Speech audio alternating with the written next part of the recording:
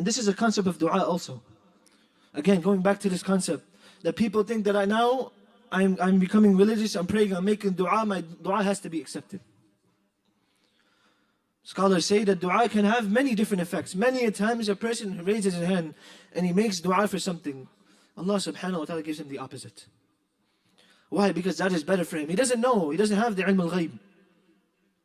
Allah subhanahu wa ta'ala knows what is best for us. So this concept of tawakkul needs to be fixed. Me and you, including all of us. That once I come close to Allah subhanahu wa ta'ala, this does not mean my problems will go away. And unfortunately, the reality is many a times due to the not having ilm and ignorance. Many scholars also, so-called scholars, they come up on the minbar and they say that once you come close to Allah subhanahu wa ta'ala, once you start obeying Allah subhanahu wa ta'ala, then all the problems are gone from your life. Then you will have love and love in your house. There will be nothing but love in your house. And you will become financially free. Where did Allah subhanahu wa ta'ala say this? And then because of this, what happens is, when that same shaykh who's consulting people and bringing marriages together, when a marriage breaks in his own home, they say, oh, what kind of shaykh is this? Day and night he's helping people put homes together and his own home can't be there. Or a shaykh gets up and he talks about saving your children, like many of us do over here, myself. We stand up here and we say that our children need to learn about the deen.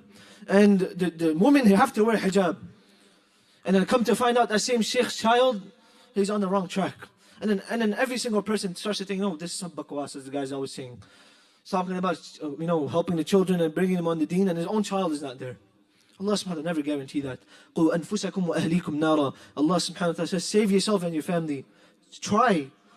You're not mukallaf, you're mukallaf for yourself only.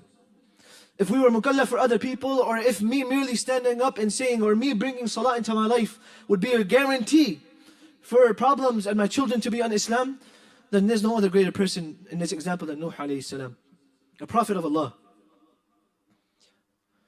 Nuh alayhi salam, a mighty prophet of Allah. And his son, how did he die? In a state of kufr. And Allah subhanahu wa ta'ala depicts the scene that is taking place. That even till the last moments, Nuh alayhi salam, he himself is calling out to his son and saying, come on the ship. And he says, no, Allah subhanahu wa ta'ala is going to protect me. Or above that, the prophet whose wife died a kafir, that she turned away and she said, no, I'm not coming with you. If there was somebody in our time, what kind of scholar is this? Can't even save his own child and own wife.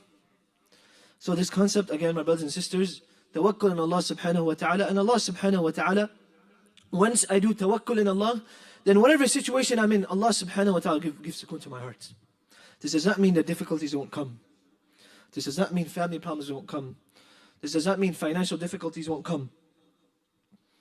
Many a times we start to look on the other extreme. This is one extreme. The other extreme is to fully and only look at the asbab. That I think that my problems will only be solved if I get an education. I will